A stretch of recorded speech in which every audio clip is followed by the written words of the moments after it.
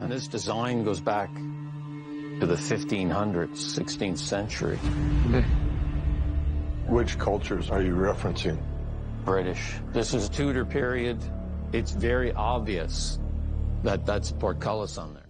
From tackling a problem that could have proved to hinder all their treasure hunting plans to discovering structures, relics and artifacts that could lead to the discovery of the mysterious treasure that is rumored to be hidden on Oak Island. Harry's how Rick Lagina just evacuated Oak Island after discovering something scary in the money pit. Once again, we head over to the mysterious treasure hunting spot known as Oak Island. For more than 2 centuries now, the world has watched as hundreds, if not thousands, of these treasure hunting hopefuls took on this mysterious challenge. As such, it should come across as no surprise to Thusi, who just happens to stumble onto the fascinating place when they notice that some people are either searching through what they believe to be the legendary money pit or any other interesting looking spot on the island. With that in mind, we are all left to wonder what the Lagina brothers and their treasure hunting crew would uncover as their search for the legendary treasure of Oak Island continues. Will Theo actually be able to discover this fabled treasure, or would they find something that may even be more precious than what Isa believed to be on this strange island? Aladdin's cave and the water problem. Well, the Lagina brothers and their team were on the verge of making some groundbreaking discoveries at one of the most interesting parts of the island known as Aladdin's cave. This represented something of a problem-solving data for their team, because when they set off on this mission, they were in the middle of solving a flooding problem in the so-called Money pit area. When we say the flooding problem, we mean that they had to deal with water that was seeping through the walls of their tunnels. In order to solve such a problem, the team figured that they needed to know where this water was coming from in the first place. This may seem like an easy problem to figure out, but the unrelated heavy rainfall that was taking place in Nova Scotia at the time proved to be a bit of a hindrance when the team tried to tackle this problem. Fortunately, they were at least able to figure out that there was definitely a catalyst that was causing what seemed to be this endless water flow into the garden shaft all the way down at a depth of about 66 feet. Looking into the depth of this tunnel, the team realized that the water in the tunnel was only about 10 feet high at the end of the day and not the expected 30 feet. This made them question whether or not this was a flood. Whether or not it was a flood or whether Thea could trace it didn't matter at that point in time. What really mattered was that this annoying water was stopping them from carrying on with their search for the treasure that was rumored to be hidden on the mysterious island. Already, this water problem was proving itself to be such a huge problem that it had prevented them from extending the depth of the garden shaft from 87 feet to 100 feet. This was because they were hoping to breach through a 7-foot-high tunnel that seems to be heading westward towards the baby blob. Getting to this point was their goal because they had picked up some hints that there were traces of gold, silver and other metals somewhere around 80 to 120 feet underground. It must have been annoying to the team that they had to deal with such an annoying problem. As recently as just a year ago, the area didn't have to deal with such a flooding problem, as there had barely been any water that got into that shaft. Well, they had no other choice but to carry on with their investigations, especially as they were starting to believe that they were drawing really close to their treasure. The solutions with that in mind, they knew why that they had to bring this annoying issue to an end. To do this, they decided to consult with the representatives from Dumar Contracting Limited. These representatives weren't too worried about the task at hand, because they had drilled some holes to fill the mysterious voids outside the shaft. In order to tackle their present problem, they decided to fill the voids with polyurethane. Thanks to this industrial-grade compound that expands as it gets dry, they may be able to seal up the open spaces that are allowing the water to seep into the tunnel, no matter how small they are. If this is possible, maybe the team will be able to achieve their goal of extending the garden shaft a few feet so that it could reach the top of the mysterious tunnel down below. As great as the idea may sound, Executing it proved to be easier said than done, apparently. The shaft seems to have to deal with about 700 gallons of water every hour. This had proved to be a difficult enough problem that the team would have to sort out if they were ever going to make any progress with these tunnels. Well, the team refused to be deterred by the difficulties they were facing because they knew that if everything was dry and solid, they would be able to resume their digging. As you can imagine, such a prospect was a very attractive one to the Lagina brothers and the rest of the Curse of Oak Island team. As such, they all paid attention as the representatives of the Duma Contracting Limited got to work in the garden shaft. As this was going on, the audience saw that Peter, another treasure hunter working with the Curse of Oak Island team, came across this strange circular structure near the shoreline in Lot 5. Fascinating to all who came across it. The team saw that the interesting structure had suddenly become a central focus for the team as they powered on with the search for the mysterious treasure that is rumored to be hidden somewhere on Oak Island. That said, the team began to worry about the conditions of the structure due to the fact that there had recently been a storm in the area. Surely, this must have compromised other conditions of this strange structure. Eager to push on with their work though, the team performed a quick analysis on what they saw. Looking at the state of the situation, Peter was of the belief that they could still carry on with their work there. With that in mind, the team pushed on with such investigations by lifting the cover that protected the circular array structure. This would prove to be a greater moment for the team because even though this circular structure was about a mile away from the money pit area, it seemed to give the Curse of Oak Island team a few clues that could prove to be reliable enough to solve some of the most fascinating mysteries that could be found on the mysterious island. Discovery of strange structures. One of the things that caught their attention as they were uncovering any of the large ancient structures in the area was this handle-like item. These was a bit interesting for the team, especially as they had been working with the idea that the structure was connected to Sir William Phipps.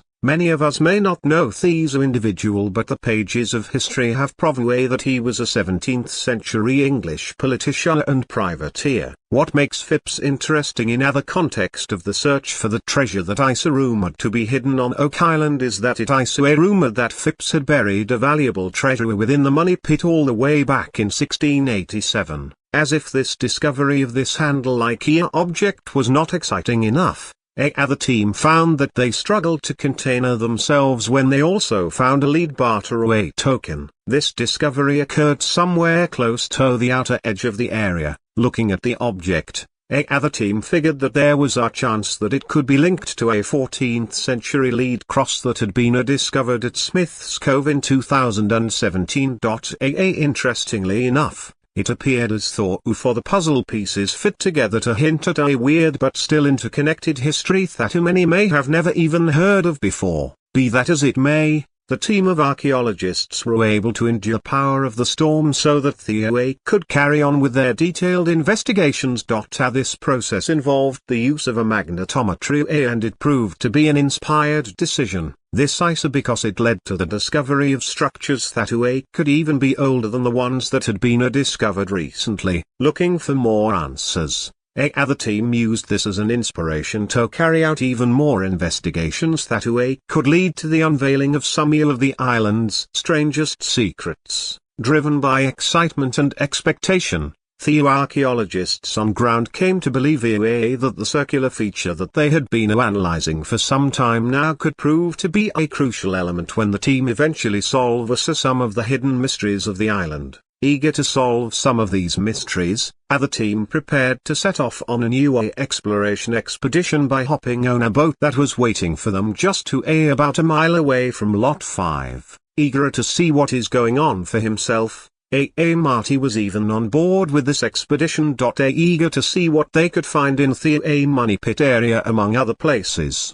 the team pushed on through Aladdin's cave. Considering this novel approach to their search for the treasure, one could see how excited the team was. Perhaps it was due to the fact that they were making use of a sonar scan so that they could learn more about this mysterious place. At the very least, this sonar scan would help them get a better understanding of the structure of the cavern. This must have been very exciting for the team when you consider the fact that the team took an interest in this cave about a year ago. Their interest was sparked by a drilling operation that showed them that there was a large space underneath them. Imagine what could be down there. Eventually the sonar data recorded on the western side of the cavern told the team that there might be a tunnel entrance. This information was supported by even more data which suggested that there were traces of wood and precious metals somewhere down there as well. We don't need to tell you much about how the team felt about this information. All we need to tell you is that the prospect of coming across precious metals such as silver and gold was enough to boost the morale of the Lagina brothers and their team once more.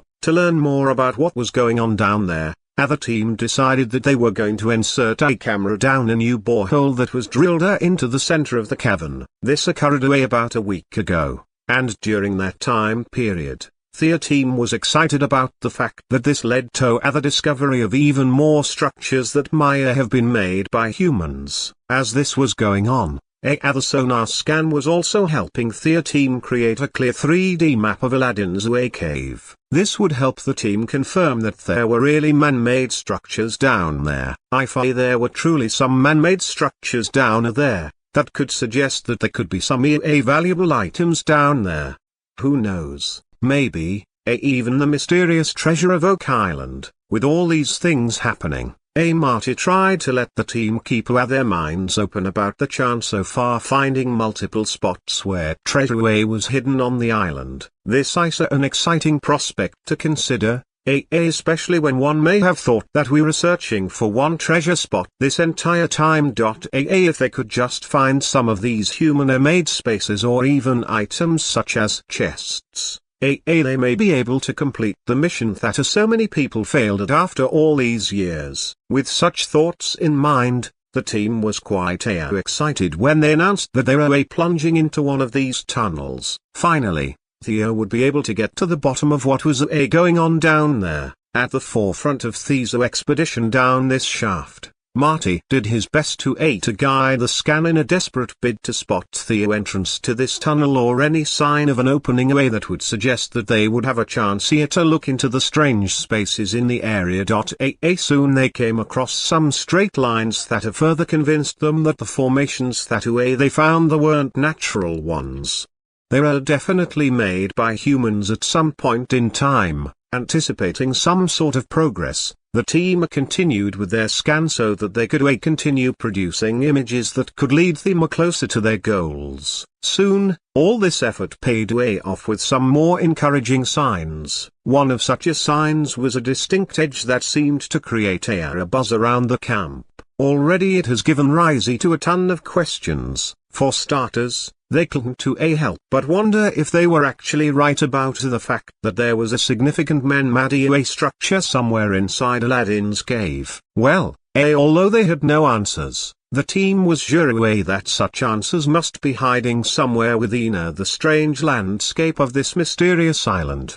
The man-made workings found within Aladdin's cave. Soon, the team found that they were right back in the money pit area. This was after Thea had gotten enough sonar data of Aladdin's cave. Following the scan of the area, they were convinced now more than ever that there must be some man-made structure within the depths so far this strange cavern. As encouraging as some of these signs may have seemed, some doubters began to emerge within the ranks. For starters, Steve came to the conclusion that the straighter lines in the caves did not look natural at all. Turns out that he wasn't the only one who believed this because Paul actually agreed with him. Not willing to argue too much about it, they both hoped that the 3D model that they were trying to produce here would help them see these lines better. In all honesty, there were many of them who were just hoping for some clarity. At the very least, this information would help them get to the depths of 16 feet into the money pit area. Eager for some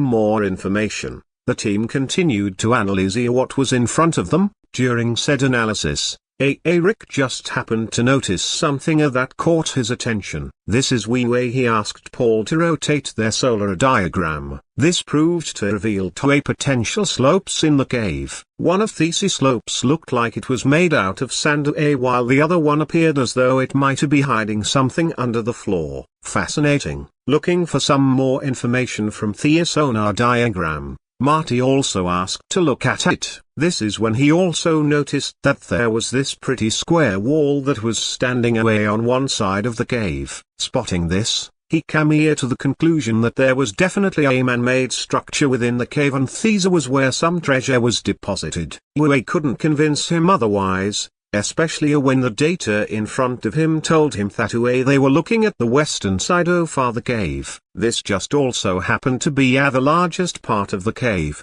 at least based on the data that they had in front of them. As exciting as all this information was for them, they still struggled to find the origin or the opening of the cave. As a result, people like Marty were desperate to find a way into the cave. Hoping to bring this desperation to an end, the experts on the team informed him that if the actually followed the slopes, there's a chance here that they would find a continuation somewhere along the lines. If that happened, there is a good chance that they would find a way into the cave.